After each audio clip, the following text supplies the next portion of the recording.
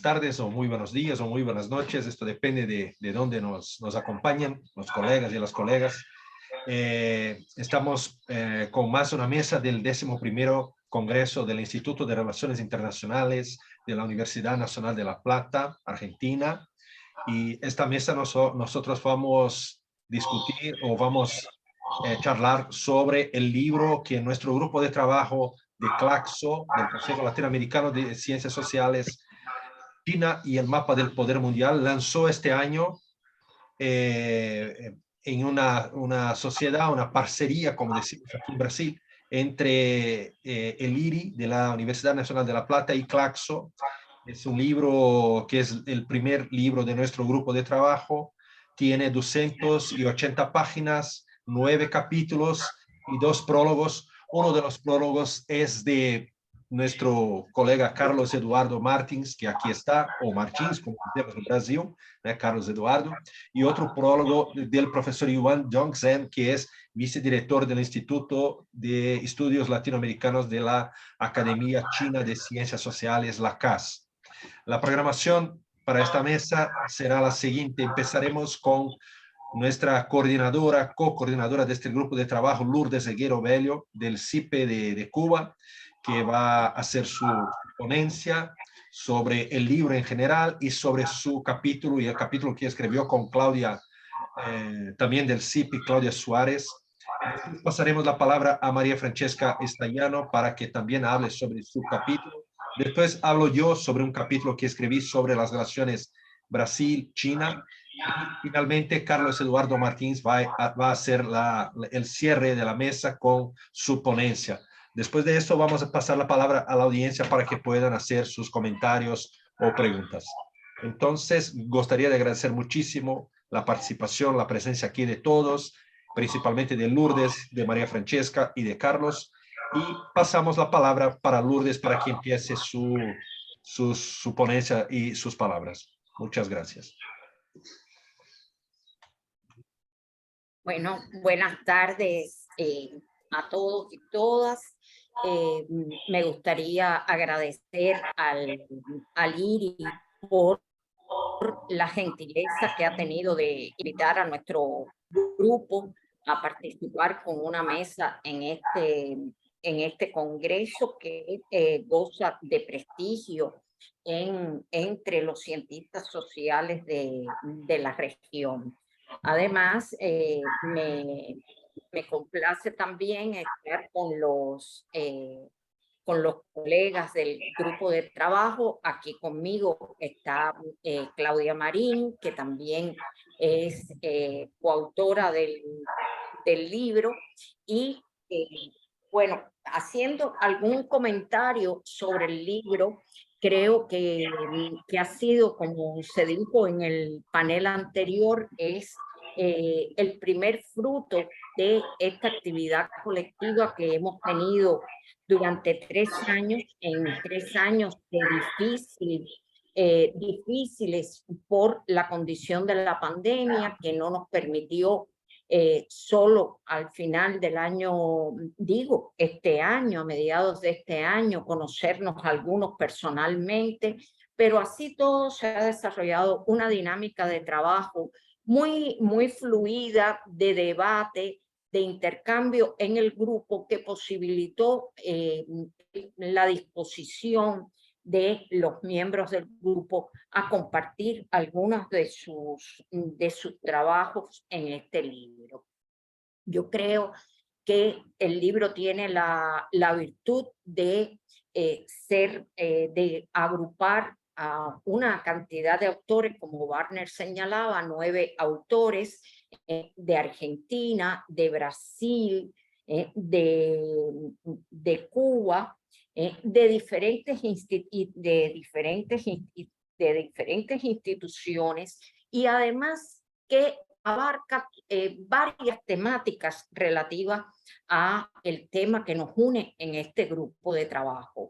Hay 2 capítulos que están referidos a el papel de China en el ámbito internacional, y plantean toda una serie de contribuciones que yo diría están relacionadas con una periodización y caracterización del entorno internacional y cómo ha participado China en el mismo. Aquí están en la mano de Gabriel con Amanda Barrenegoa y también, por otra parte, Carlos Ram. Otros capítulos están referidos a dinámicas internas de China o comparados con la región. En este caso, estarían los capítulos trabajados por Laura Bogado y también por Bernardo Salgado, que trabajan en una suerte de la comprensión, en el caso de Laura, de las inversiones chinas comparado con las inversiones, la inversión extranjera directa en América Latina. En el caso de Bernardo Salgado, hace referencia a la geoeconomía híbrida y qué impacto o qué lecciones representa esto para la experiencia latinoamericana de inserción internacional.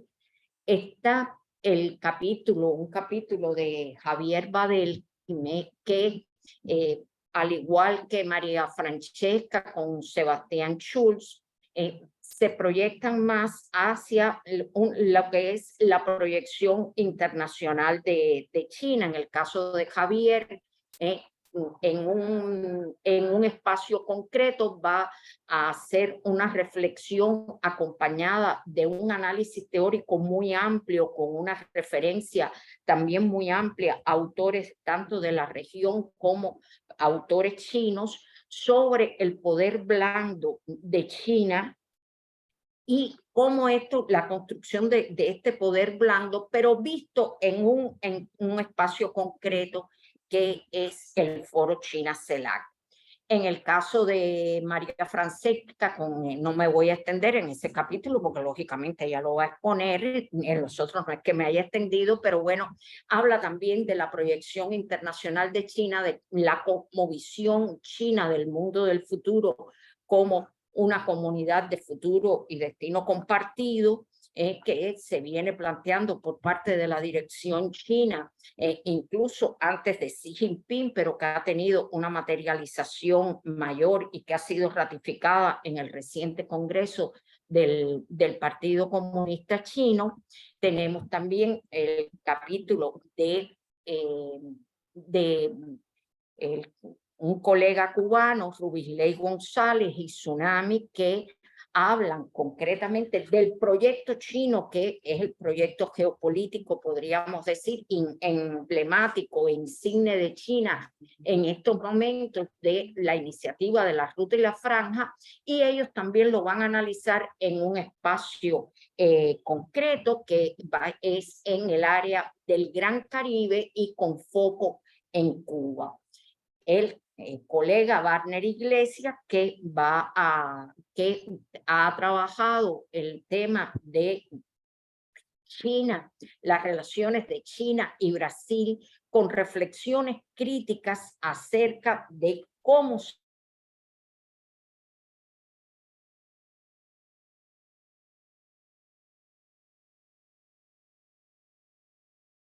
se establece creo que quedaría que comentara Claudia y por mí, que precisamente está relacionado, otra perspectiva, cómo desde los centros de pensamiento de China se visualiza el desarrollo de China, es decir, vamos a ver la perspectiva estadounidense sobre China, y nosotros pensamos que esto tiene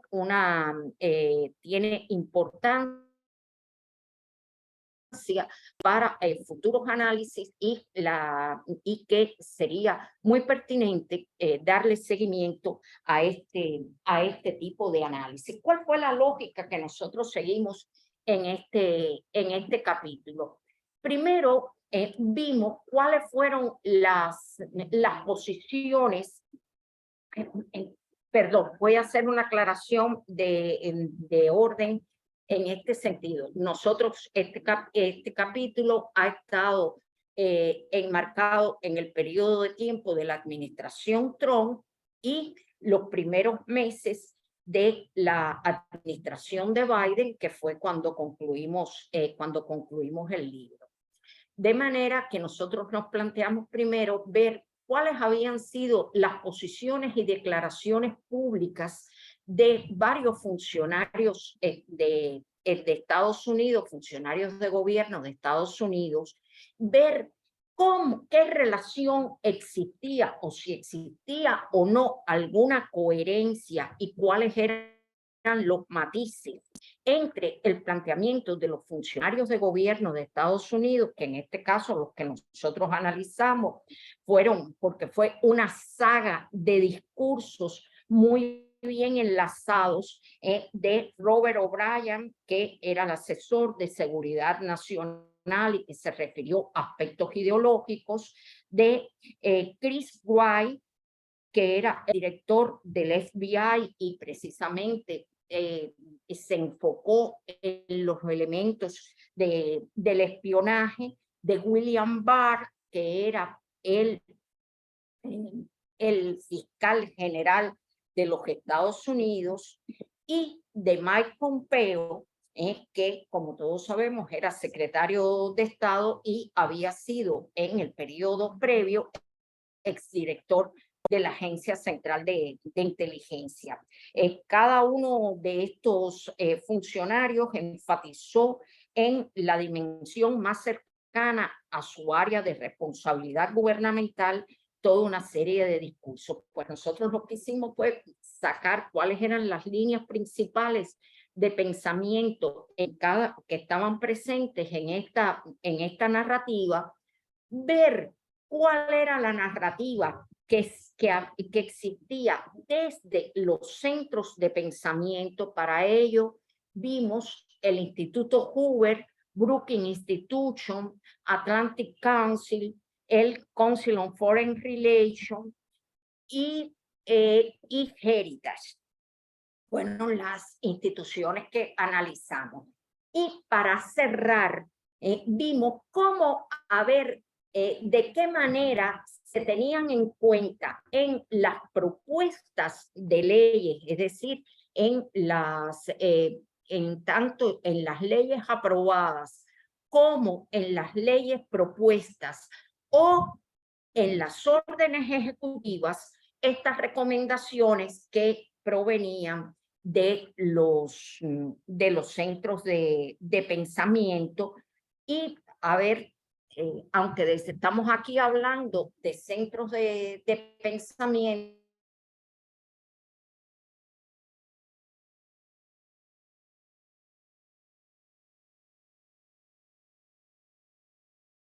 más que eso, creo que tendríamos que centros de pensamiento que al gobierno de Estados Unidos. En el caso, entonces, haciendo una panorámica muy rápida de lo que comentaban estos funcionarios, los centros de pensamiento y finalmente lo que aterrizó en leyes que está puesto de manera muy gráfica en el capítulo del libro, por lo cual no me voy a extender en esa parte.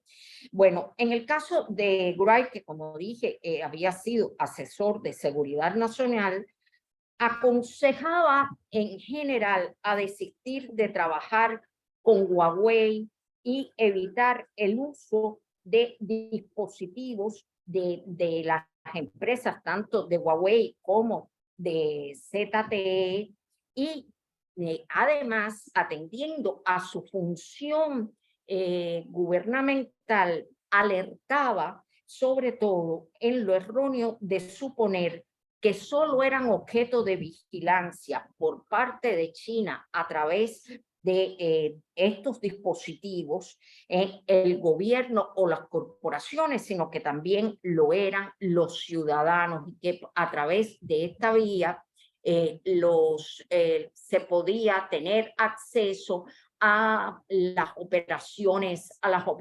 bancarias, a cuáles eran los gustos, la planificación de viajes, etcétera, y que esto podía servir para el chantaje a diferentes ciudadanos. Él se dedicó especialmente a las advertencias en este sentido. Esto de manera muy resumida y muy esquemática. En el caso de O'Brien se dedica a aspectos ideológicos y destacando la importancia que le daba China al dominio cultural. Y también cómo los productos tecnológicos chinos, de Huawei, de ZTE, se apropian de los datos personales. Es decir, que aquí hay también una coincidencia con Wright. O'Brien también va a fustigar de manera muy dura la presencia de figuras chinas en posiciones claves en organismos internacionales relacionados con el establecimiento de normas y estándares.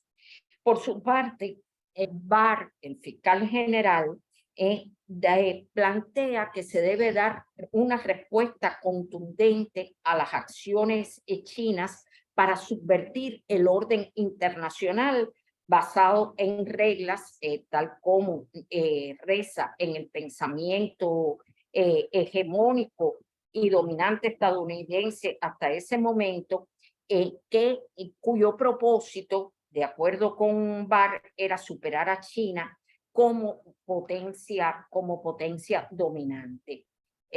Barr también va a tener un acápite especial en su retórica, en la cual califica a la iniciativa de la Ruta y la Franja como colonialismo, pero las mayores preocupaciones estaban focalizadas en los temas tecnológicos de inteligencia artificial, de la Big Data y concretamente en la 5G. Además, Barr va a reconocer de una manera abierta la dependencia de Estados Unidos en las cadenas de suministros de determinados productos chinos, y concretamente en este caso se ha sido enfático en el tema de los suministros de activos y suministros médicos. Pero no se quedó ahí. Hablaba también, y esto ha sido una constante en los funcionarios gubernamentales estadounidenses, la infiltración del Partido Comunista Chino en los centros académicos estadounidenses. Como ustedes pueden ver, los funcionarios a los que hemos hecho referencia enfocaron toda su crítica o su denuncia a la actuación de China desde su área de responsabilidad, la parte más o menos ideológica, la parte del espionaje, la parte económica. Pero en el caso de Mike Pompeo, tiene una característica, y es que la apela más a las emociones y al miedo, al incentivar este sentimiento cuando plantea que se incurre en actos lesivos a la seguridad nacional. Y esto siembra o crea una sensación de inseguridad a relacionarse tanto con académicos chinos, a la utilización de plataformas chinas, etc. Ahora, otro elemento presente también en Mike Pompeo, que tuvo en su etapa de secretario de Estado, una saga de 3 discursos referidos concretamente a diferentes temas con relación a China. Y en uno de estos temas, y esto sí es compartido incluso por algunos de los centros de pensamiento que estudiamos, que atribuye el ascenso de China al apoyo recibido por Estados Unidos. Este va a ser un elemento que más adelante, si es de interés, lo desarrollamos, pero que va a estar muy presente tanto en los centros de pensamiento como en el discurso de los funcionarios. Es decir, que China debe su actual desarrollo a las puertas que le abrió Estados Unidos a lo que podría ser la globalización a partir de los acuerdos entre Nixon, Deng Xiaoping y Mao Zedong. En el caso de, hay una coincidencia entre Biden y Pompeo que coinciden en la idea o en la propuesta de crear un bloque de países democráticos que combinen el poder económico, diplomático y militar para enfrentar a China. Y ya con la administración de Biden vamos a tener que tanto Biden como Blinken critican o atribuyen que el crecimiento o la presencia china en el área internacional ha sido el resultado de la mala gestión de Trump y coinciden en pero ellos, a diferencia de lo que caracterizó a la administración Trump, plantearon la necesidad de cooperar con China en el enfrentamiento a determinados problemas globales. Y los matices de la nueva administración están en que atribuyen las ventajas de China a este tratamiento inadecuado por parte de la administración Trump y frente a esto plantean una política que esté orientada a rescatar el liderazgo estadounidense, reconstruir sus alianzas, aislar a China y articular alianzas internacionales por la democracia, concretamente. Lo nuevo que va a tener la administración Biden, y aquí voy a ir cortando una parte de lo que proponen los centros de pensamiento, es que plantea poner el centro de la atención en la inversión en investigación y desarrollo para mantener el liderazgo estadounidense en energías limpias, en la computación cuántica, en la inteligencia artificial, en los trenes con relación a la producción de trenes de alta velocidad, la lucha contra el cáncer, la 5G, es decir, que plantean la confianza en que a través de alianzas con socios democráticos, Estados Unidos pueda mantener su liderazgo a nivel internacional. Por su parte, Blinken y Biden también coinciden en este sentido que Estados Unidos pueden conservar las ventajas de su liderazgo si reconstruyen sus alianzas y endurecen su posición con relación a China. Blinken plantea que la relación con China, y aquí cito, dice que es competitiva cuando deba hacerlo, colaborativa cuando pueda hacerlo y adversaria cuando tenga que serlo. Haas y Dollar, expertos del del Brookings Institution plantean que China es un socio, un competidor y un retador al mismo tiempo. En general, las posiciones del gobierno plantean que, al igual que en la Guerra Fría contra la Unión Soviética, y al igual también que en la lucha contra el terrorismo, lo que se hace es apelar a construir un orden interno y externo articulado contra un enemigo representado por un país, una cultura, un partido y una relación con ese país por parte de Estados Unidos y el mundo subordinada a criterios de securitización. Es decir, que se plantea un estereotipo de enemigo que va a estar omnipresente, incluso en el vínculo del ciudadano común, sea con personas, con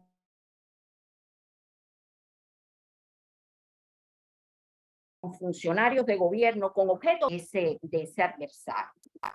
Por su parte, los tanques pensantes y los expertos aseguran que su objetivo fundamental, o podríamos decir el objeto de sus investigaciones y recomendaciones, han estado más inclinadas a ver cuál podría ser el resultado de la competencia entre China y Estados Unidos. Y en general sugieren gestionar la relación desde una posición que, reconociendo los enormes desacuerdos que existen, que se coopere con Beijing y que esto garantizaría un balance de poder aceptable que permitiera a Estados Unidos tanto participar o modelar los cambios asociados a la nueva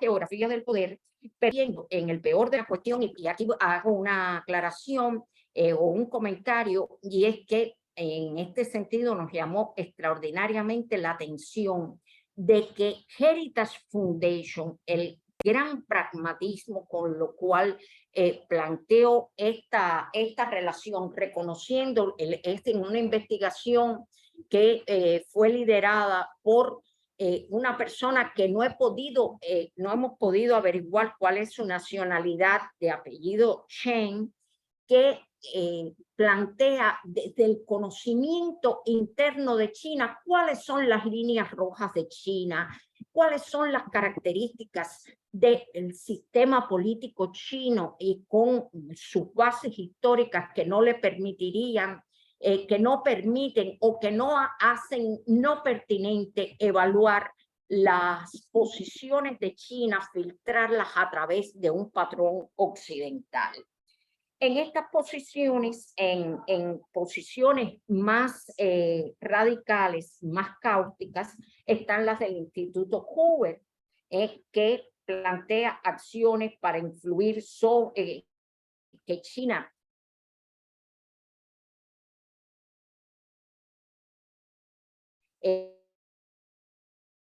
desarrolla acciones y para a China utiliza los institutos Confucio, las presiones a universidades y la influencia de personal diplomático chino en tanques pensantes estadounidenses, el establecimiento de tanques pensantes chinos en Estados Unidos, el despliegue de medios estatales chinos en habla inglesa. Es decir, que aquí vamos a ver, destaca en las posiciones más cáusticas el Instituto Hoover. En cambio, tanto el Council on Foreign Relations, la Brookings Institution e incluso Heritage plantean una posición más abierta. Ellos mantienen o sostienen las críticas que he mencionado, pero hay una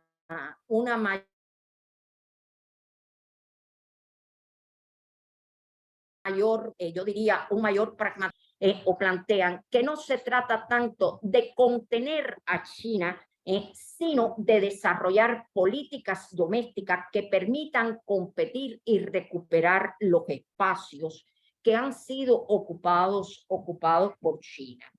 Entonces, en este sentido, hay propuestas incluso avanzadas, y yo diría que avanzadas dentro de lo que uno presupone en el pensamiento estadounidense, como lo de la Brookings Institution, que yo diría que fueron las propuestas más audaces de las que pudimos registrar, que plantean que China tenga un mayor peso y participación tanto en el Fondo Monetario Internacional como en el Banco Mundial, invitarla a participar en el Club de París, de manera que se pudiera mantener la vigilancia sobre China y exigir la transparencia en sus créditos, en las gestiones de su gestión financiera con sus socios en el resto del mundo.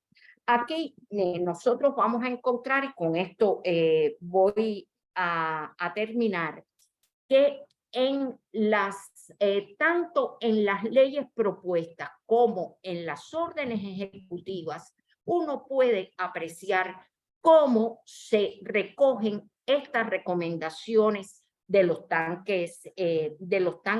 centros de pensamiento de Estados Unidos, y va a haber una coherencia si bien hay una coherencia de las imputaciones de políticos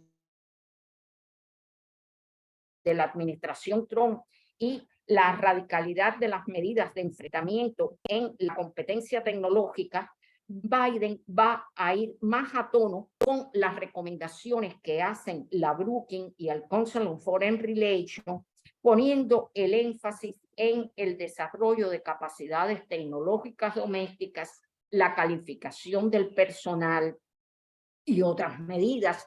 Y aquí podríamos mencionar, por ejemplo, que bajo la administración Biden se crea la Dirección de Tecnología e Innovación en la Fundación Nacional de Ciencias para fortalecer el liderazgo en tecnologías críticas. Se plantea también una asignación importante de recursos a las universidades que estén desarrollando tecnologías que puedan competir con las tecnologías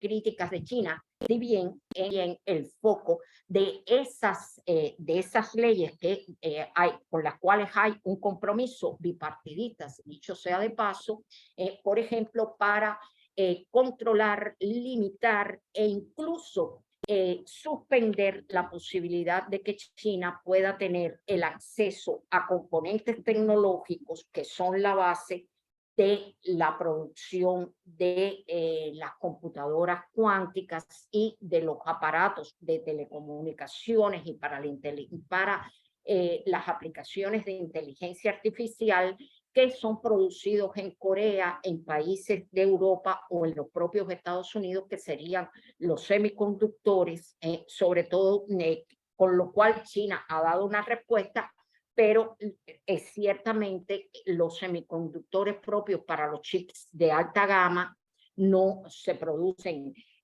todavía en China. Asimismo, también se han dado orientaciones tanto al Departamento de Comercio como al Departamento de Defensa para ver cuáles son los software que tienen relación con las tecnologías o que utilizan tecnologías chinas que pueden ser puertas de entrada que vulnerabilicen la seguridad nacional de los Estados Unidos. Bueno, en sentido general, esa es la lógica de nuestro trabajo, ver posiciones de funcionarios de gobierno, su relación con o cuáles han sido los enfoques principales en tanques pensantes relevantes y por parte de expertos de estos centros de pensamiento, y ver luego esto cómo aterriza en propuestas de leyes y en órdenes ejecutivas para hacer más rápido este proceso de enfrentamiento a la competencia china. Muchas gracias.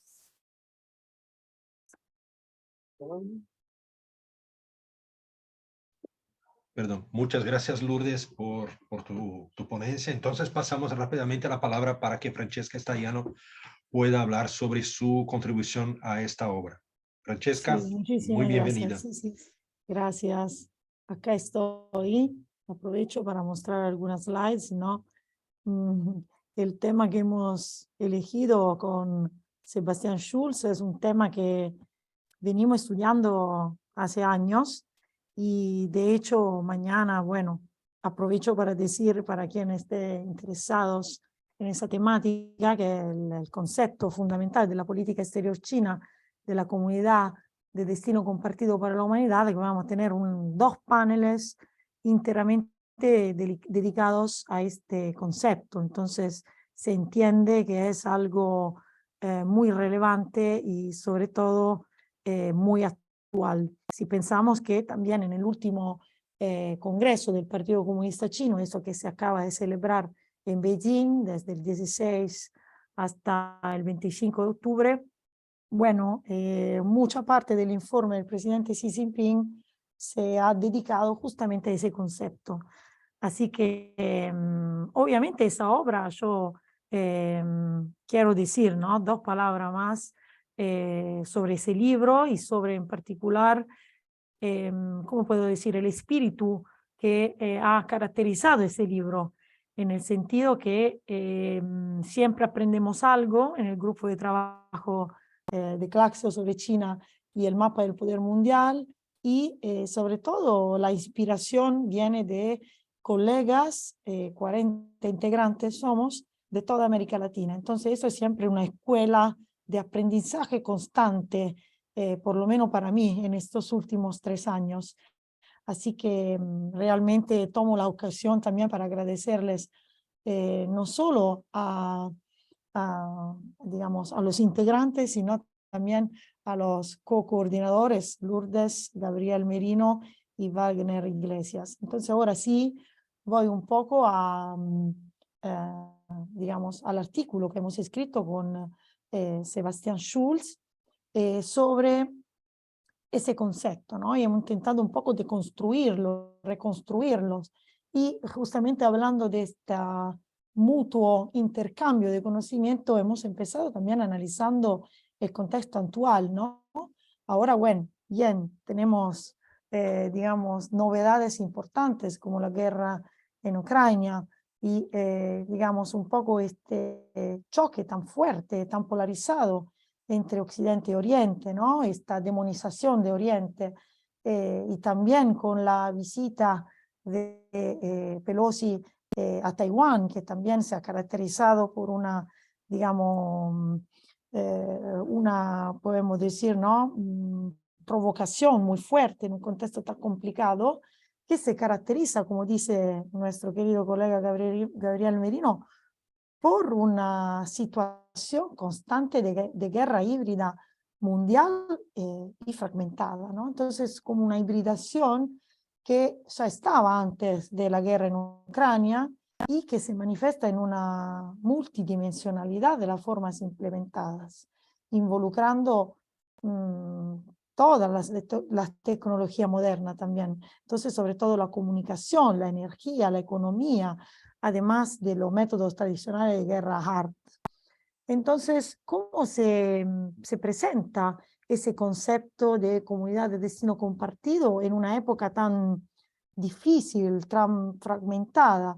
Bueno, esto hay que enmarcarlo, profundizamos con Sebastián en ese capítulo, en una idea también de prosperidad común, ¿no? Uso otra expresión que ahora en el 20º, ¿no? Congreso del Partido Comunista chino se ha subrayado mucho, ¿no? Entonces, este objetivo de comunidad, ¿no? De prosperidad común, son palabras no retóricas, ¿no? Sino buscadas justamente con una idea alternativa, ¿no? De ciertos órdenes o desórdenes globales.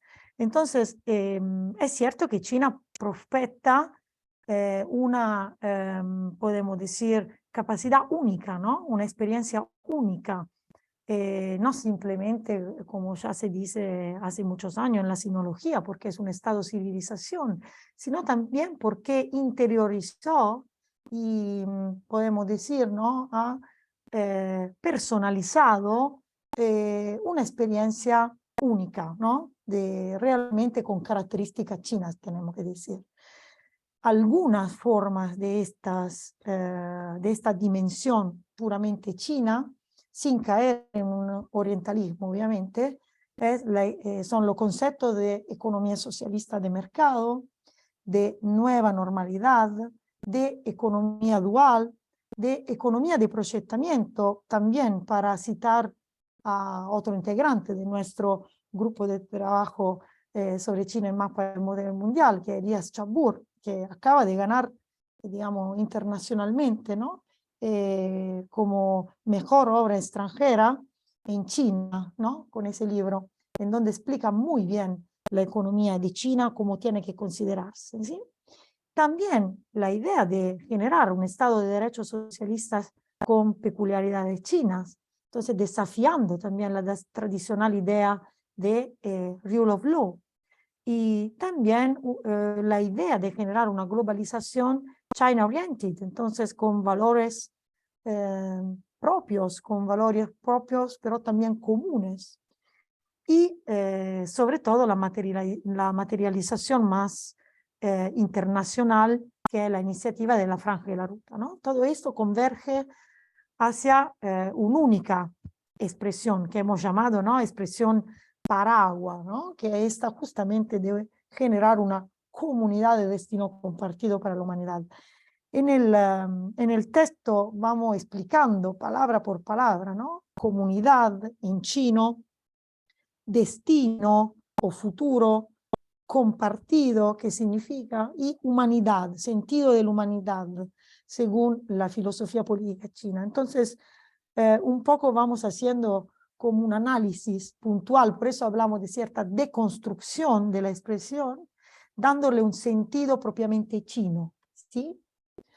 También, continuando, ¿no? con esa idea de prosperidad y siempre un poco explicando cómo cada término en China no es simplemente una palabra, sino una experiencia milenaria, también vemos como Fuqian es la palabra china para decir próspero y poderoso. Entonces como que la prosperidad va junto con el poder, y el poder es algo que tiene que ver con la historia china, no el poder tradicionalmente entendido, sino una prosperidad poderosa, ¿no? Entonces, un estado próspero significa que China no está dispuesta a sufrir otra humillación o ceder ante intereses cruciales. Entonces, podemos decir que este poder, ¿no? Este ser poderoso, de alguna forma se une, ¿no? Con la idea de prosperidad, y por lo tanto no tiene mucho que ver con un poder hegemónico, sino como un poder autonómico, ¿no? Para decirlo con Juan Carlos Puig o Helio Jaguaribe, ¿no? En un sentido de autonomía, no solo de Estado-nación, sino al revés, ¿no? De Estado-mundo, para usar la expresión de Zhao Tian, ¿no? Ese filósofo político muy relevante en la China contemporánea. Entonces, todo ese discurso para decir que analizar la idea de comunidad de destino compartido para la humanidad no es simplemente algo cerca de la economía o de la política, sino tiene que llegar hasta las raíces del pensamiento chino, porque si no, siempre se queda en la superficie, ¿no? Entonces, todo esto es la cara interna de la estrategia más global, ¿no? De gobernanza, que tiene obviamente una propuesta vocacional internacional, ¿no? Que es justamente con esta expresión, comunidad de destino o futuro compartido para la humanidad. ¿Cómo nace esa idea? ¿No? Nace en 2011, por lo menos en China, con el libro blanco sobre desarrollo pacífico. Interesante notar que justamente se une la idea de una comunidad de destino compartido con la idea de desarrollo, tema muy caro, podemos decir, por los países del sur y totalmente, podemos decir, abandonado por los países desarrollados, o por lo menos entendido de otra forma, y se ha vuelto cada vez más importante en los varios discursos de los presidentes chinos o de los primeros ministros chinos. Entonces, no hay un discurso hoy en día a partir del 2011, entonces ya lleva 12 años de permanente presencia en los discursos de China a nivel interno y también a nivel internacional. Uno de, digamos, los discursos más célebres en lo que el presidente Xi Jinping delineó las líneas esenciales de la comunidad de destino compartido, es cierto, es el discurso para los 70 años de las Naciones Unidas, en donde pronunció el discurso muy célebre, construyendo una comunidad de destino compartido para la humanidad. Digamos que desde el 2011 al 2015, ese concepto todavía no estaba bien definido en toda su multidimensionalidad, y en cambio es en este año que se funde con 5 contenidos, ¿no? Una asociación política, de seguridad, de desarrollo económico, de intercambios culturales y de medio ambiente. Entonces, podemos ver que no es algo tan innovativo, podríamos decir casi, ¿no? Para ser críticos, es decir, más o menos es la agenda política de Naciones Unidas. Entonces, ¿por qué la comunidad internacional no entiende ese concepto? ¿Será porque viene justamente por una cultura tan, digamos, indescifrable tal vez, ¿no? O porque tenemos un prejuicio, una idea preestablecida de lo que es China, o no tenemos idea de lo que es China. Por eso es muy importante la obra de, digamos, de construir y reconstruir este concepto con categorías dogmáticas que nos pueden sacar estas dudas, ¿no? De alguna forma. Y bueno, para hacerlo como más amigable con Sebastián Schulz, también hemos investigado cómo esa expresión, la verdad, ya existía, ¿no? Existía por lo menos desde 1900, ¿no? En donde ya el filósofo Otto Bauer ya hablaba de una comunidad de destino, ¿no? Y ni hablar de Edgar Morin, que sigue con sus 100 años de vida proponiendo una comunidad de destino planetaria. Entonces, de la filosofía, podemos decir, activa de Occidente, vemos la actitud teórico-pragmática con esa síntesis tan contundente de generar verdaderamente esta comunidad de destino compartido a través de políticas internas e internacionales efectivas, ¿no? Bueno, otra cosa interesante es ver cómo se puede deconstruir también la idea que nosotros mismos tenemos de nuestro idioma. Por ejemplo, cuando se habla de algo en común, parece algo propio, parece algo inspirado en la identidad, ¿no? Una cosa muy lejana de lo que es su auténtica raíz. Por ejemplo, lo común no es tanto el propio, sino el otro. Por ejemplo, con una análisis muy profunda hecha por el filósofo Roberto Espósito, que analiza la palabra en su, digamos, en su formación, ¿no? Cum munus, con el munus. ¿Qué es el munus? Es una deuda. Entonces, no es algo en común, la verdad, sino es una deuda común para dar a quien, digamos, no conocemos. Entonces, está dado a la alteridad. Entonces, es algo que es perfectamente ajeno. Es algo en común, sí, pero es una responsabilidad, no es un interés o un derecho. Y eso es muy lejos de lo que toda la filosofía política occidental, pasando por Hobbes, Rousseau, Kant, Heidegger, Bataille, Nietzsche, Freud, Bauer y Morin mismo, piensan. Entonces eso ya nos dice cuánto las, digamos, civilizaciones antiguas estaban de alguna forma alineadas, ¿no? En China es interesantísimo notar cómo tiene esta misma base filosófico-terminológica. Por ejemplo, miremos la expresión comunidad en chino, ¿no? Gong Tong Ti, en donde Gong significa compartir, pero es interesante notar que ese concepto de público y de tributo también están con otro Gong, ¿no? Obviamente son ideogramas distintos, sin embargo, es muy parecido con esa idea de responsabilidad. Entonces, muy interesante como notar estas, digamos, cercanías, ¿no? Bien, entonces, no solo pensamiento antiguo, sino pensamiento contemporáneo. Hace muchos años también venimos estudiando las teorías de las relaciones internacionales chinas. También, ¿por qué? Porque intentan proclamar una, digamos, teoría que venga de otros centros, ¿no? Para no decir de la periferia. Entonces, porque la verdad no son periferias, sino centros de pensamientos.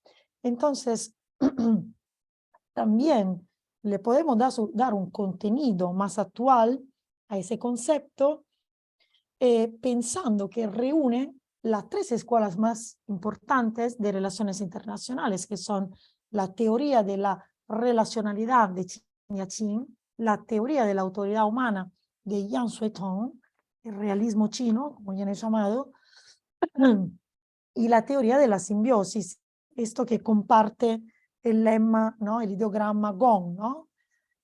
Vivir juntos, así que comunidad. Bien, entonces la comunidad interpretada con estas tres escuelas de pensamiento de la teoría de relaciones internacionales chinas se refiere al conjunto de estados pequeños y grandes que coexisten pacíficamente entre ellos, teoría de la relacionalidad.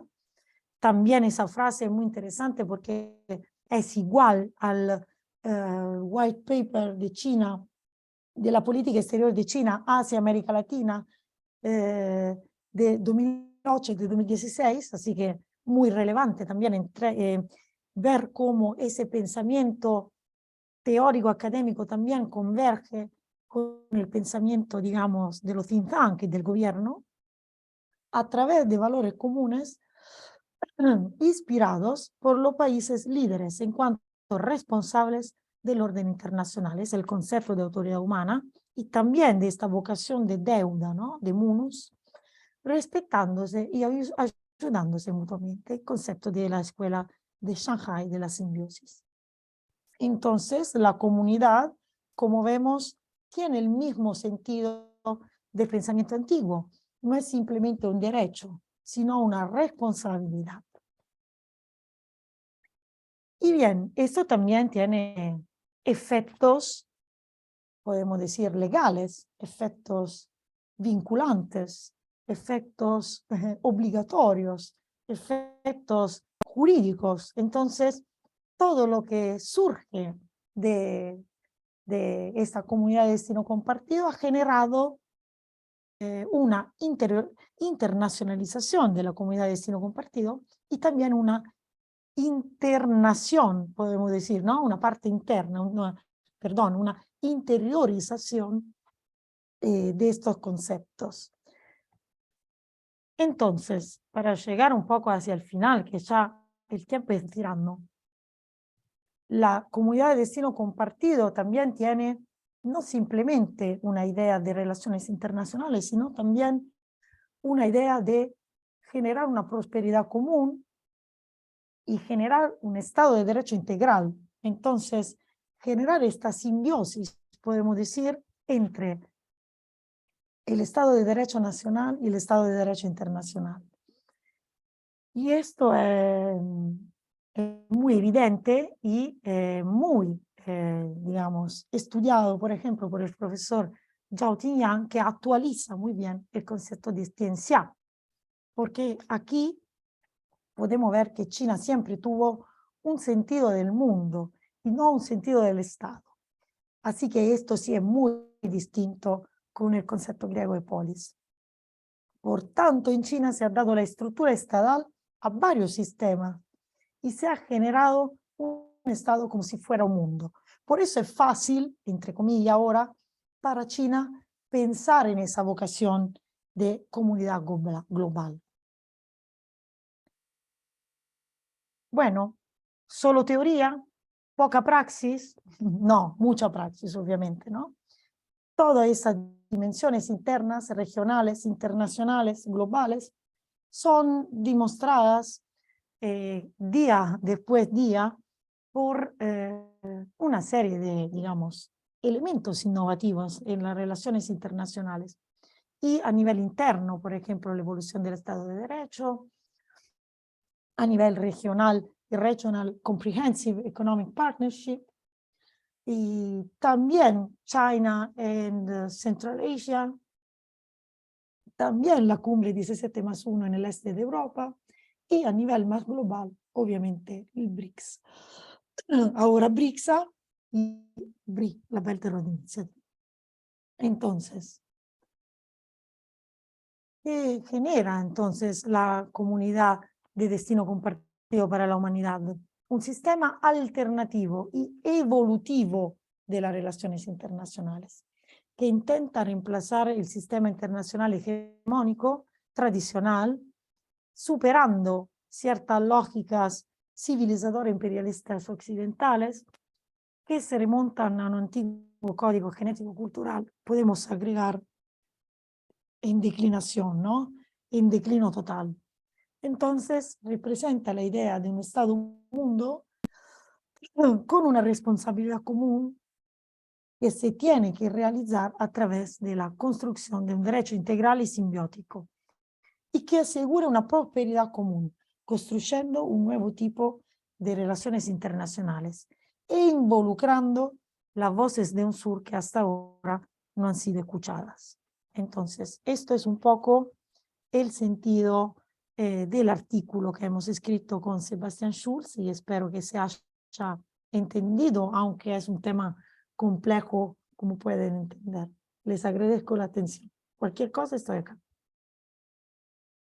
Muchísimas gracias por tu tan rica ponencia, Francesca, y por este capítulo tan importante de nuestro libro que usted escribió con Sebastián Schulz.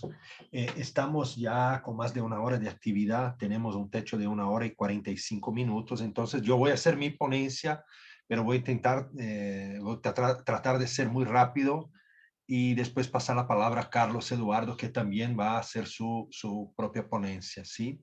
Yo voy aquí a compartir pantalla, a ver.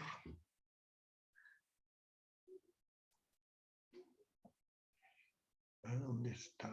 No. Pido solamente un rato porque estoy intentando compartir pantalla, pero no logro encontrar mi presentación.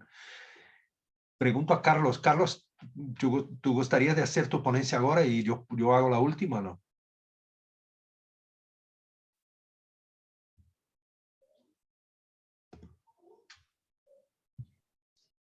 Estoy aquí. Olá, Wagner. Sim, pode ser. Em verdade, eu vou fazer alguns comentários muito generais. Não me vou aprofundizar muito, porque incluso Lourdes e Francisca já abordaram em detalhe vários aspectos de la inserción de China en la economía mundial, una serie de aspectos que el grupo tiene tratado. En verdad, yo hice una introducción, ¿no?, a este libro, buscando apuntar la importancia en primer lugar, la importancia de nuestro grupo de trabajo. Nuestro grupo de trabajo fue, la decisión de hacerlo fue de hecho un gran acierto, porque llenó un hueco que había en Claxo en relación a organización sistemática de estudios sobre China. Había muitas iniciativas dispersas, pero não havia uma centralização de los esforços para se entender a China. Teníamos um grupo de estudos sobre Estados Unidos que foi inaugurado por Marco Gandassi, que foi aluno de Giovanna Righi, de Manuel Wallenstein, estudiou no Fernand Braudel Center e volvió com la consciência da importância de América Latina estudar o império norte-americano, que não deveríamos apenas recorrer las versiones del centro sobre sí mismo, con mucho más razón. Entonces, esta misma lógica se aplica a China, porque entendemos que China es parte de un proyecto de emancipación.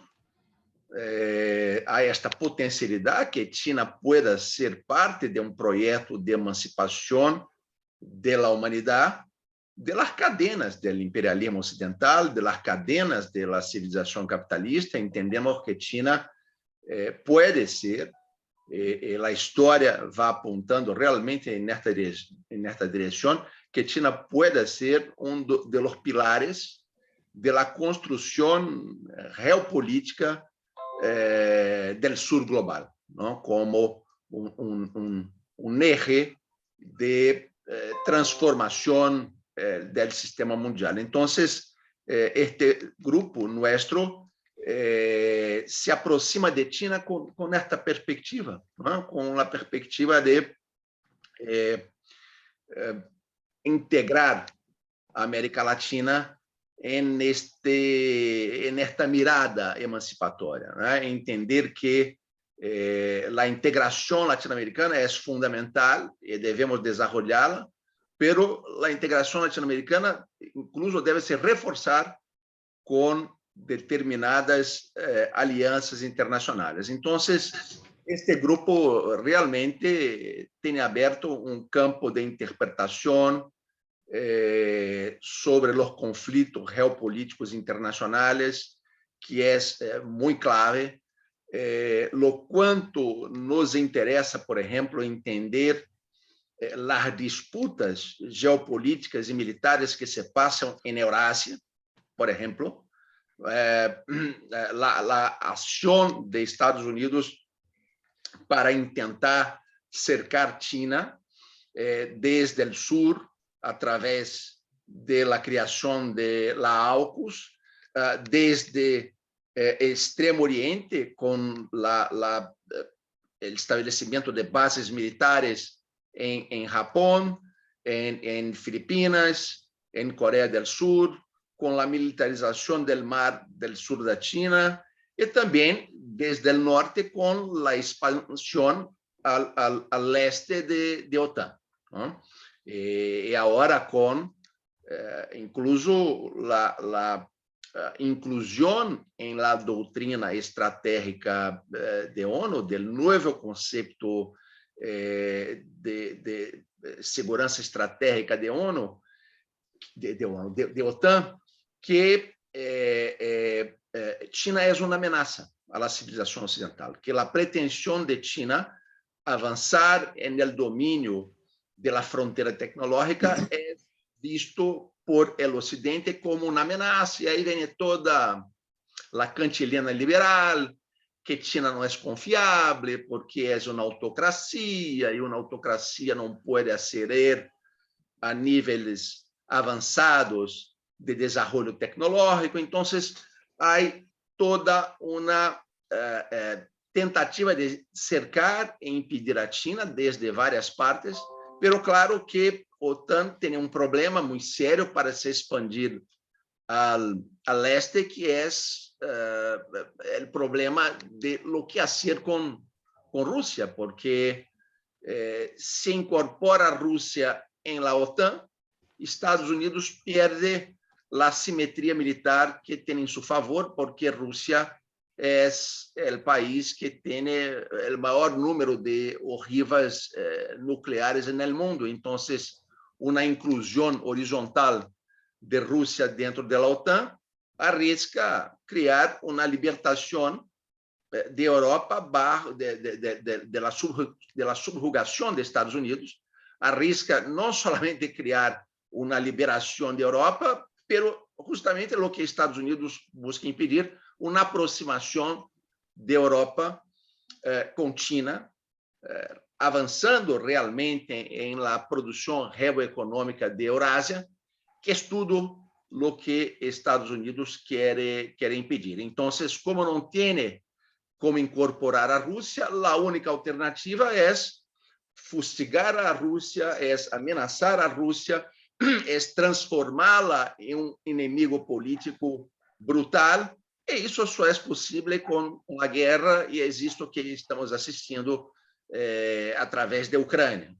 Primeiro, um golpe de Estado em Ucrânia para impedir que a Ucrânia pudesse ser parte da aproximação de Rússia com a Europa, e depois do golpe de Estado, a utilização da Ucrânia como um espaço de ameaça ao próprio território de Rússia. Então, são temas geopolíticos fundamentais que nosso grupo tem se dedicado a estudar e que estão presentes neste livro, em maior ou menor grado, e também em nossos boletins mensuais, bimensuais, que vamos produzindo. Já é uma quantidade muito grande de boletins que estamos publicando. Em verdade, creio que são trimensuais. A cada 3 meses se publica, 3, 4 meses se publica um boletim. Temos publicado 3 ou 4 por ano.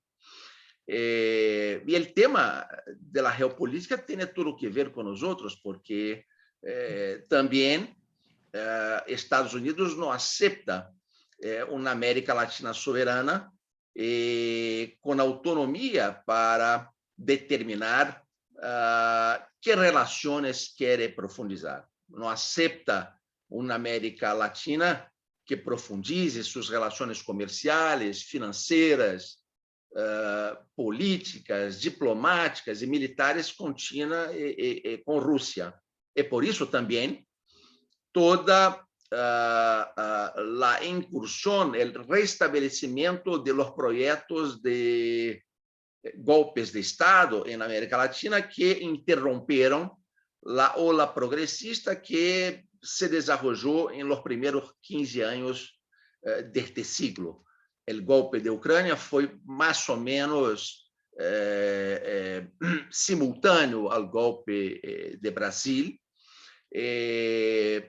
ao golpe que se estabeleceu em Brasil e que depois também avançou para outras partes, como Bolívia, etc. Tudo isso, claro, teve como objetivo destruir a integração latino-americana, se destruiu o UNASUR, se esvaziou a CELAC, se bajou muitíssimo o nível de atividade de Mercosul e se bajou muitíssimo o engajamento de América Latina em los BRICS. Então, a volta da centro-esquerda ao poder em América Latina coloca em la ordem del dia retomar estes vínculos que foram destroçados por la ola de direita. Entonces, nuestro grupo está muy atento a eso, muy atento a estas disputas geopolíticas, está muy atento al hecho de que la globalización neoliberal realmente se acabó, está en un proceso de crisis terminal, é um processo de desmantelamento. Incluso em Estados Unidos já não se habla mais a palavra globalização, foi completamente substituída por la palavra Ocidente, lo que é um reconhecimento de que o mundo está fraturado. E esta fratura, em verdade, tem aproximado o estado mais populoso do mundo, que é China, com o estado de maior extensão territorial do mundo, que é Rússia. E também nosso grupo está muito atento à economia política de China e sua inserção no sistema mundial.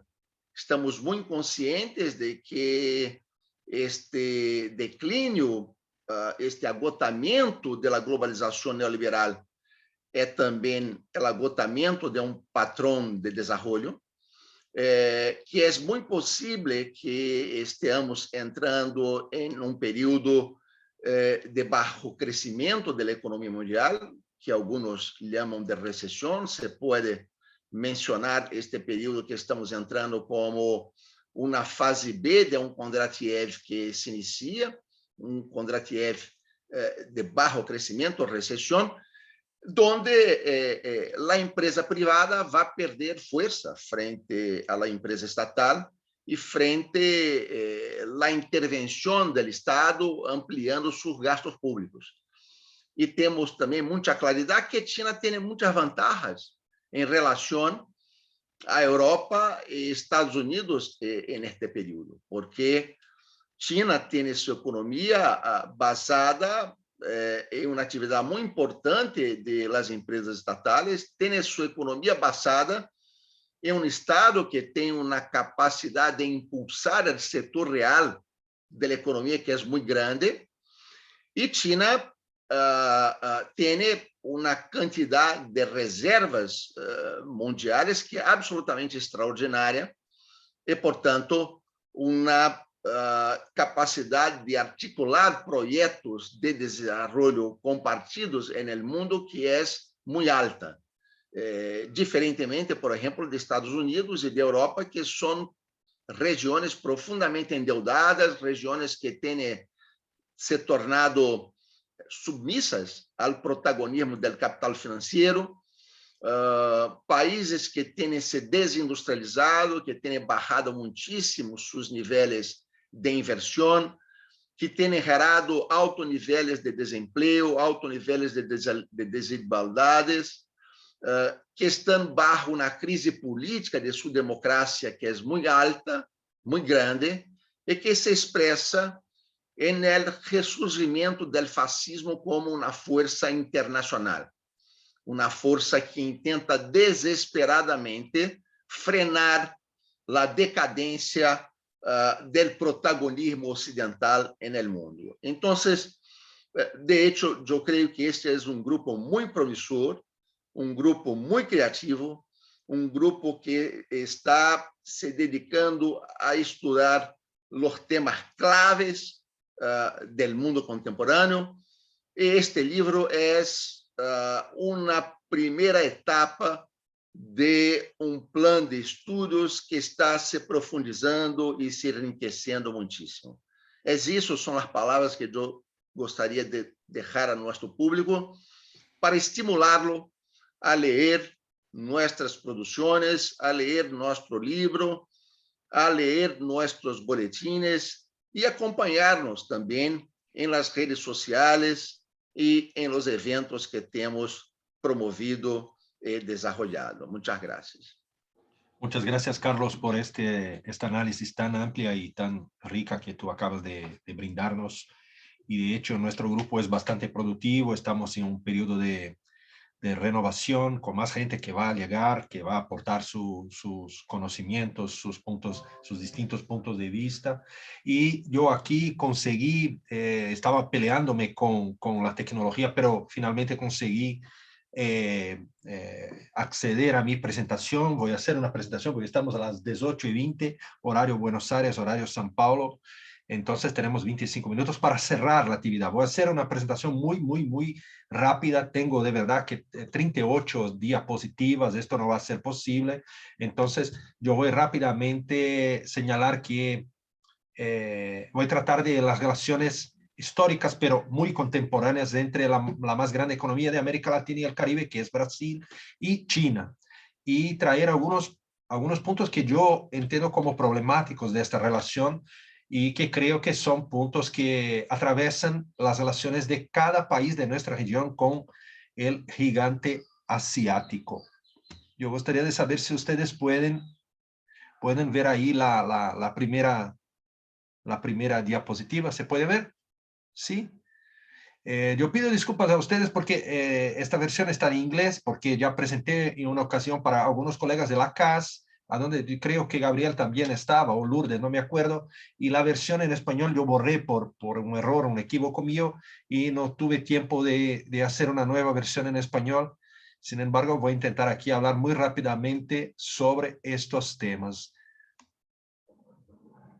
Entonces, presentando específicamente el capítulo que yo escribí sobre las relaciones entre Brasil y China, o China y Brasil. Esta era mi presentación personal. Y yo no quiero detenerme mucho tiempo en esto, pero sabemos que las relaciones entre América Latina y China son de los tiempos coloniales, cuando España, por ejemplo, creó la ruta que interligaba México, Filipinas y China, por ejemplo. Entonces es una ruta comercial y financiera en términos de moneda muy antigua, ¿sí? Por ejemplo, nuestros países de América Latina, varios de ellos, incluso Estados Unidos también en la costa oeste, en California, pero también Perú, también México, recibieron en los siglos XIX, XVIII, XIX y XX, muchísimos chinos. En Brasil no pasó lo mismo porque Brasil se retrasó muchísimo en la abolición de la esclavitud. Entonces mantuvimos aquí en Brasil el trabajo esclavo durante muchísimo más tiempo que los otros países de la región, y entonces los chinos no fueron parte del mano de obra del desarrollo brasileño por cuenta de este motivo. Pero tuvimos a partir de los años 1870 más o menos, un acercamiento entre Brasil y China, con apertura de embajadas en China y en Brasil, con una circunnavegación de la Armada brasileña por todo el mundo, y el punto final ha sido la ciudad de Shanghái. Y entonces intentamos establecer, Brasil y China, los primeros acuerdos comerciales, de navegación, de comercio, de amistad entre los dos países. Es importante decir que en la primera mitad del siglo XX estas relaciones no se desarrollaron mucho y se interrumpieron a partir de la Revolución China, y así como Brasil, otros países de nuestra región también rompieron relaciones diplomáticas con China por la influencia de Estados Unidos. Sin embargo, es importante decir que tuvimos una crisis en los años 60 en Brasil, cuando un presidente intentó un autogolpe, aprovechando la ocasión de que su vicepresidente estaba en una visita a China, sí, una visita no oficial, pero estaba de visita a China, y fue recibido en el Congreso del Pueblo Chino, que era João Goulart. Aquí hay incluso algunas fotos de la visita de João Goulart a China. Hay un video que yo no voy a tener tiempo de exhibir sobre el discurso de Goulart a China, y efectivamente las relaciones entre Brasil y China y otros países como Argentina, como México, como Chile, como Perú de la región van a ser restablecidas después que Nixon visita China en 1972, si no me equivoco, en una tentativa, creo yo, en una hipótesis, pero creo que ustedes están de acuerdo con esa hipótesis, aprovecharse de las diferencias entre los socialismos chino y soviético para intentar aislar la Unión Soviética. Importante lembrar que en 1971 Brasil votó en la Asamblea General de las Naciones Unidas en contra de la resolución 2578 que reconocía China como la República Popular de China como la efectiva representación estatal del pueblo chino, ¿sí? En los años 70 y 1974 teníamos en Brasil una dictadura militar de extrema derecha, pero en 74, después que Nixon visita a China, Brasil y otros países de nuestra región restablecen relaciones con China. Y aquí hay la tapa de una revista que era muy importante en Brasil, la revista Veja o Mira en español, ¿sí? Que ahí está retratando un chino consumiendo el café brasileño.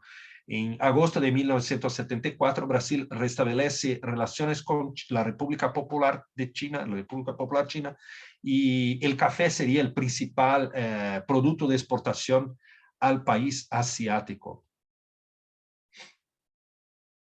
Después también Brasil va a intentar exportar a China azúcar, y en los años 70 hubo una era de acuerdos de tecnología entre los dos países. El acuerdo de comercio sino-brasileño en 78, el acuerdo de transporte en 79, el acuerdo de cultura y educación en 85, un programa de satélites sino-brasileños en 88, en 1990 un acuerdo de cooperación en economía y tecnología, y en 94 el acuerdo de utilización pacífica del espacio exterior firmado entre los dos países. Entonces, estoy intentando solamente contar la historia de sucesivos movimientos de acercamiento entre estos dos grandes países del mundo que son Brasil y China. Y es importante mencionar que China en este periodo no era obvio, todos sabemos de eso, pero no era la potencia económica gigantesca que es hoy. Tal vez ya sea la mayor potencia económica de todos los tiempos, porque está por superar o ya superó, a depender de los indicadores que utilicemos, superó a la economía de Estados Unidos. Entonces, China y Brasil tenían ahí más o menos en los años 70, en términos económicos,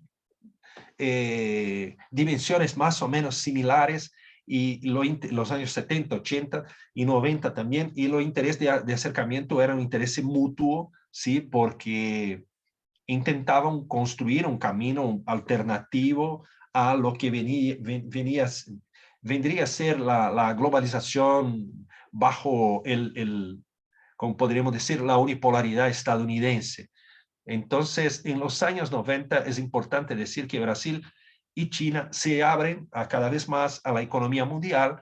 Esto va a tener su ápice en esta relación cuando ya en el siglo XXI Brasil reconoce a China como una economía de mercado en la Organización Mundial del Comercio. Fue fundamental para el ingreso de China en la Organización Mundial del Comercio este tipo de reconocimiento. Sin embargo, 10 años antes, ya en los años 90, Brasil ya estaba muy abierto para importar productos chinos, y esto ocasionó impactos bastante severos en la industria textil, la industria de vestidos, de calzados en Brasil, de juguetes. Varias industrias nuestras prácticamente desaparecieron cuando nos abrimos a un comercio más intenso con China. Aquí un gráfico rápido, sí, a industria como parte del Producto Interno Bruto de Brasil entre los años 60 y el año de 2019. Y ustedes pueden ver una caída muy fuerte. Claro que las relaciones con China no son obviamente el único motivo, la única motivación, pero son parte de la explicación para esta caída tan fuerte de la participación de la industria de transformación en el PIB brasileño. Aquí ya estamos en los años 2000, ahí Lula y creo que, no me acuerdo si era Hu Jintao o no me acuerdo, de aquí los BRICS, una reunión de 2016 en la ciudad de Fortaleza, cuando Dilma Rousseff recepcionó a la cúpula de los BRICS, a la cumbre de los BRICS. Y aquí un poco de los movimientos, ¿sí? que caracterizaron el acercamiento de China, no solo con Brasil, sino con América Latina. Aquí una cúpula, una cumbre de China con los países miembros de la CELAC que pasó en Beijing este año, tal vez 2011, 2010, pero lo importante aquí es mencionar este número, el comercio bilateral entre China y América Latina y el Caribe, como que 26,8 mil millones de dólares en 2003, y menos de 20 años después esto se multiplicó muchísimas veces para 317,4 mil millones de dólares en el 2019. ¿Sí? Aquí algunas cuestiones fundamentales de esta sociedad, de esta parcería, como decimos en portugués, entre China y América Latina y el Caribe: el comercio bilateral, los flujos de inversión, los préstamos, la cooperación tecnológica y la cultura. Y cada país, claro, tiene un poco más de peso entre préstamos o entre flujos de inversión o lo que sea con relación a China. Aquí un mapa que siempre vuelve, sí, y en los últimos días en las redes sociales una vez más volvió este mapa, lo principal parcero comercial, lo principal socio comercial, disculpe, de cada país del mundo en el año 2000, y siempre, o casi siempre, era Estados Unidos, y 20 años después, a excepción de algunos pocos países de Europa, de América Latina y del Canadá, el principal socio comercial de todos los países del mundo hoy es China. ¿Ok? Aquí un poco de las exportaciones sudamericanas, el principal destino de las exportaciones sudamericanas a otros países del mundo. Ustedes pueden ver que Paraguay, Bolivia y Argentina exportaban muchísimo, o exportaban más a Brasil, Colombia, Venezuela y Ecuador a Estados Unidos. Sin embargo, Brasil, Perú, Chile y Uruguay ya exportaban, tenían como su principal socio comercial a China. Aquí un poco de las provincias de los estados de Brasil también, ya en el año 2018, casi todos o la mayoría de los estados brasileños tienen a China como su principal socio comercial en términos de exportación. Un otro punto que es importante señalar es que la gran mayoría de nuestros países de América Latina y el Caribe son deficitarios en esta relación con China. Son pocos los países superavitarios. Yo gustaría de destacar aquí México, que tiene un déficit absolutamente enorme con China, de más de 76 mil millones de dólares, y Brasil, que tiene un superávit bastante importante, significativo, de casi 30 mil millones de dólares en su relación con China. ¿Ok? Muy rápidamente, difícil hablar tan rápido así, pero para el año de 2020, mira cómo se comportaron las exportaciones de Brasil a los países del mundo. Lo que exportamos en Brasil en 2019 fue correspondiente a 3,5 veces lo que exportamos a Estados Unidos, y muchas veces más a Unión Europea, muchas veces más a Argentina también. Entonces China hoy es un parcero, un socio comercial cada vez más importante para Brasil, y ahí yo gustaría de hablar entonces no solamente sobre números, sino también sobre la calidad, sobre aspectos calitativos de esta exportación. Aquí un poco de los números en términos en azul, las exportaciones de Brasil en este siglo, o desde el final del siglo XX, desde el año 97, en rojo las importaciones, y en verde el saldo comercial, siempre muy favorable a Brasil. Incluso es importante mencionar que en estos últimos años que tuvimos un gobierno de extrema derecha, Bolsonaro, estos números solamente crecieron, ¿sí? Entonces, me parece que no importa tanto para Beijing si en este aspecto específicamente, si tenemos un gobierno más a la izquierda o más a la derecha, porque se imponen los negocios y los intereses. Yo gustaría demostrar aquí para ustedes, espero que pueda abrir, o que Brasil exportó en el año 2019, espero que consiga, que logre abrir. Son números bastante interesantes, que tiene a China como elemento central en esta reflexión. Se tarda un poco para abrir, pero creo que va a abrir.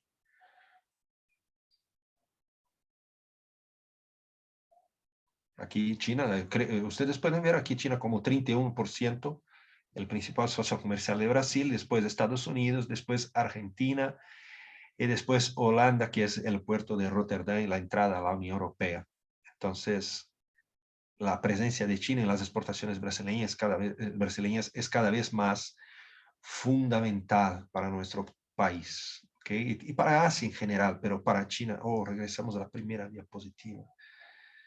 bajando, porque tengo 4 cuadros aún para mostrar a ustedes, 4 gráficos, y después cerro mi brevísima presentación.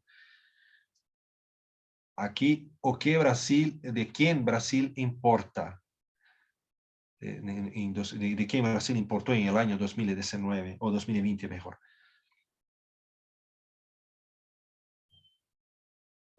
También de China, ya como nuestro principal socio en términos de importación. Estados Unidos aún tiene una presencia importante en términos de las importaciones brasileñas, muchos bienes manufacturados de Estados Unidos, pero también de China.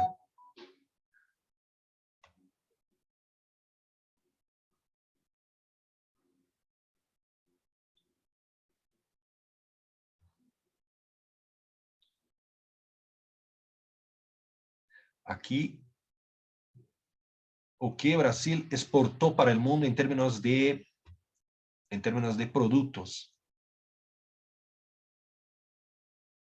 Y ahí China tiene un peso absolutamente fundamental. Aquí básicamente minería de hierro, petróleo crudo, sí, y productos como semillas y como soja, sí. Entonces este es lo más importante en términos de exportaciones, son los productos primarios. Sí, tenemos poquísimos productos en términos de exportación, productos manufacturados. Y esto se debe mucho a las relaciones cada vez más crecientes con China, obviamente, porque exportamos para China únicamente productos primarios. Y finalmente el último gráfico aquí, que me gustaría de presentar para ustedes, que Brasil exporta a China, o que exportamos en el año 2020. Los números son aún más impresionantes en términos de productos primarios. Petróleo, el crudo, 25%, minería de hierro, 21%, y soya, 32%. Esta es nuestra canasta de exportación al gigante asiático. Para cerrar mi breve ponencia, trayendo algunas reflexiones y algunas preguntas que creo que caben a Brasil, pero caben a todos nuestros países. Tenemos aquí un poco del mapa de la soya en Brasil. Este mapa podría reproducirse por Paraguay, por Bolivia, las tierras bajas de Bolivia, por Argentina, por todo el Pampa argentino, por una parte de Uruguay. Lo que quiero decir es que estamos con una frontera soyera absolutamente creciente y preocupante en el corazón de América del Sur, que tiene sus impactos ambientales, obviamente, impactos sociales, impactos sobre otras culturas alimentarias, otros tipos de productos alimentarios, y todo eso tiene que ver con este comercio que tenemos cada vez más con el gigante asiático. Creo que ustedes deben tener acompañado el discurso de victoria de Lula, de triunfo de Lula en el último domingo, y no me acuerdo si fue en el hotel para la prensa o si fue en la Avenida Paulista para la militancia, para los militantes, pero Lula mencionó que tenemos que reindustrializarnos como país y como región. Y creo yo que este va a ser un tema que va a estar en la mesa en las próximas rondas de negociación con los chinos, ¿sí? Aquí un poco que tenemos también otra cuestión es importante, la deforestación, los riesgos que se ponen por la expansión de la minería y la soya para los pueblos indígenas o pueblos originarios, también para las comunidades afro-brasileñas que viven al interior del país, los riesgos para la vida animal, la cuestión de la sequía, de que estamos exportando, de verdad estamos exportando agua cuando exportamos soya, ¿sí? La crisis energética en un país que es vaciado en usinas hidroeléctricas, y los riesgos para la agricultura familiar por esta expansión de este modelo de inserción en el mundo y de comercio con esta potencia absolutamente impresionante que es China, ¿sí? Para terminar, hay muchísimos proyectos de inversión china hoy en Brasil. Están presentes en 23 de los 27 estados. 70% de esos son fusiones y adquisiciones, ¿sí? 24% nuevos negocios y joint ventures 6%. En 2020 las inversiones chinas en Brasil crecieron disculpe, caída un 74% por la pandemia, siendo lo montante más bajo desde 2014. Aquí están donde los chinos inversión en Brasil: energía eléctrica 48%, gas y óleo 28%, minería 7%, industria 6%, infraestructura 5%, etcétera, ¿sí? Aquí los principales bancos que financian la inversión china en Brasil, pero también son los que financian la inversión china en varios otros países de nuestra América Latina. Aquí a dónde están los productos, disculpe, a dónde están los proyectos de grandes empresas chinas en Brasil. Ahí están en casi todos los estados de nuestro territorio, están presentes hoy. Y aquí un poco de cuál va a ser el papel de Brasil y de América Latina en esta pugna entre Estados Unidos y China. Y como sabemos, como ya ha sido mencionado por Carlos, los Estados Unidos no tienen la misma cantidad, el mismo volumen de plata para inversionar en nuestra región o en cualquier otra región del mundo. Entonces, la salida que Estados Unidos intenta patrocinar es de naturaleza política y no económica, pero nosotros tenemos que estar pensando en la industria 4.0, la biotecnología, la robótica, los nuevos materiales, las energías verdes o limpias, la realidad virtual, el Big Data, el 5G, y para los más variados propósitos, para los más variados retos y objetivos, desde educación hasta desarrollo sostenible y así por delante. Sí, entonces, creo yo que Brasil, por ejemplo, tiene alguna infraestructura de universidades, de centros de investigación en ciencia y tecnología, y algunos muy buenos profesionales que podrían estar preparados para que nuestro país pueda acceder a este nuevo mundo, este mundo del Pacífico Norte, básicamente este mundo de un destino compartido de la humanidad, como mencionaba Francesca, a donde China va a tener el liderazgo, pero no va a tener la hegemonía, porque no es incluso el objetivo reproducir la hegemonía que Estados Unidos o que Reino Unido, que otros imperios tuvieron en el pasado. Y ahí la última cosa que yo gustaría de mencionar, que es un ejemplo concreto, fue la cooperación que Brasil y China tuvieron, y China y otros tantos países de América Latina muy recientemente durante la pandemia, ¿sí? Y ahí está una foto de la vacuna de Sinovac.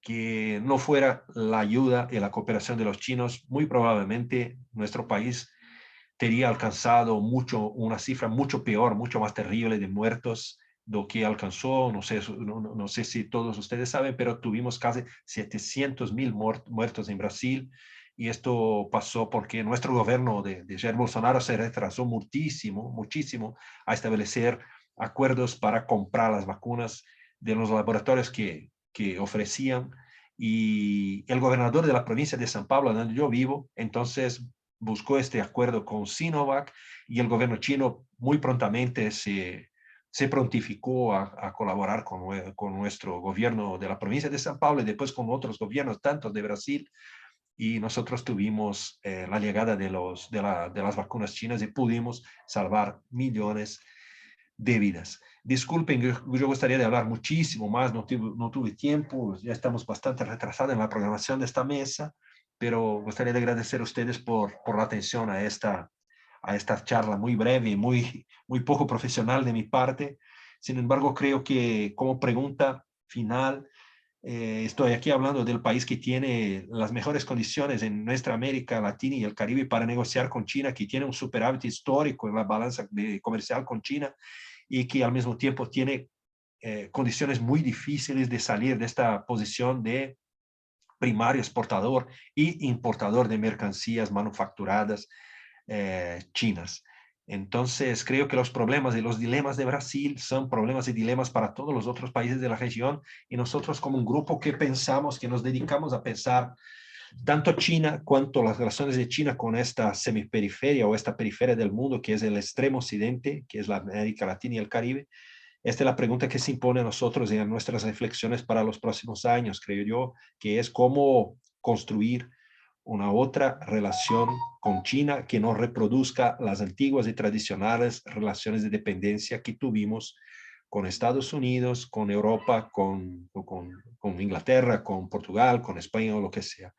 Creo yo que los chinos están abiertos a a pensar con nosotros la construcción de este otro camino, un camino que sea de hecho un camino nuevo para nuestros pueblos, tanto los chinos cuanto los latinoamericanos y caribeños. Muchísimas gracias. Y pasamos, ¿no? Yo soy el moderador también de esta mesa, entonces pasamos rápidamente a preguntas o comentarios de ustedes que quieran hacer preguntas o comentarios. Yo voy a intentar a ver en el chat si hay alguna cosa. No, el tema, Wagner, es que viste que -4 tenemos que largar el Zoom. Ah, disculpe. Entonces, si ustedes quieren, por ejemplo, Francesca y Gabriel, No, quieren... ahora se cumplió el horario de finalización. Vamos a caer. Vamos a caer, ¿verdad? Vamos a ser desconectados. Estamos a punto de ser reconectados. Quedan algunos segundos. Así que lo mejor es despedirnos y felicitarnos. Ok. Hasta luego, un placer. Muchísimas gracias. Bueno, hasta luego.